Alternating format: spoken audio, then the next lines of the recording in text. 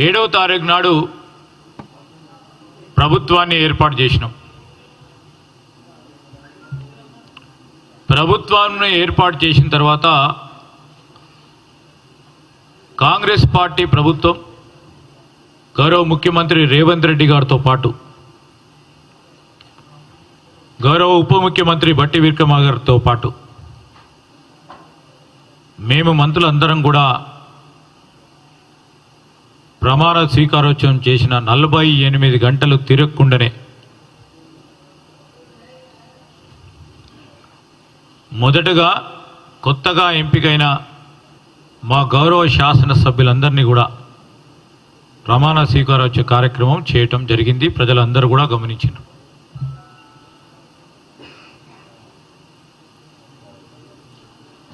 మీరు 2018లో TRS party ప్రభుత్వం ఏర్పడ్డ తర్వాత ప్రజలు వారి పక్షాన తీర్పిచ్చిన తర్వాత 36 రోజుల తర్వాత రాష్ట్ర శాసనసభ సమావేశాలు వారు పెట్టడం జరిగింది.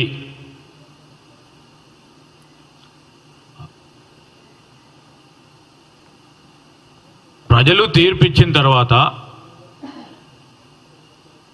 నెల రోజులు గడిచిన తర్వాత శాసనసభ్యుల ప్రమాణ స్వీకారోత్సవం చేసి దాని తర్వాత పూర్తి స్థాయిలో దాదాపు 2 నెలలు గడిచిన తర్వాత వారి ప్రభుత్వాన్ని నడిపేయటానికి కేవలం ముఖ్యమంత్రి గారు నడిపించిన తర్వాత వారి మంత్రులను వారు ప్రమాణ స్వీకారోత్సవం చేయటం జరిగింది. ప్రజలందరూ కూడా చూడటం జరిగింది. ఆ విధంగా 2018లో ప్రజలు ఇచ్చిన తీర్పును చాలా అలసుగా తీసుకొని బాధ్యత లేకుండా ప్రభుత్వ యంత్రాంగాన్ని ఇష్టారాజ్యంగా అడ్డగోలుగా నడిపే ప్రయత్నం చేసింది కనుకనే ఈరోజు ప్రజలు కాంగ్రెస్ పార్టీ ద్వారానే పేదవారికి, సామాన్య ప్రజానికానికి, ఉద్యోగస్తులందరికీ మేలు జరుగుతుందని తీర్పునిచ్చిండ్రు. ఆ తీర్పును గౌరవిస్తూ ప్రభుత్వం ఏర్పాటైన 48 గంటల్లోనే మేం ప్రజలకు ఇచ్చిన వాగ్దానాల్లో ఈరోజు 6 గ్యారంటీలలో ప్రధానంగా ఉన్న అంశాలని ప్రజల ముందట పెట్టాం, అమలు పరుస్తూ ఉన్నాం. ప్రజలందరూ కూడా గమనిస్తూ ఉన్నారు. 2 ప్రధానమైన గ్యారంటీలో ప్రధానమైన అంశాలు, ఒకటి రాష్ట్ర ప్రజలు, ప్రత్యేకంగా మా రాష్ట్ర మహిళా సోదరిమణులు, మా అక్కలు, చెల్లెలు అందరూ కూడా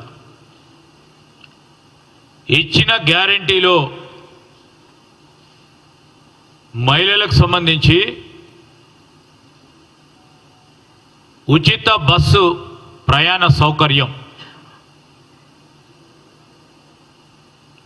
రాష్ట్ర వ్యాప్తంగా 6.5 కోట్ల జీరో టికెట్స్ని ఈ రాష్ట్ర మహిళా సోదరిమణులకు ఇవ్వటం జరిగింది. అంటే ఒక మహిళా సోదరిమణి వారి అవసరాల దృష్ట్యా రోజుకు ఎక్కడికి పోవాలన్నా ఎన్ని బస్సు సౌకర్యాన్ని ఉపయోగించుకొని ఒక్క మహిళా సోదరిమణి 4 సార్లనో 5 సార్లనో స్వేచ్ఛాయుతమైన వాతావరణంలో వారి అవసరాలను తీర్చడానికి అనేక సందర్భాల్లో ఇది నా బస్సు, ఫ్రీ బస్సు ప్రయాణం కల్పిస్తూ ఉంది కాంగ్రెస్ పార్టీ.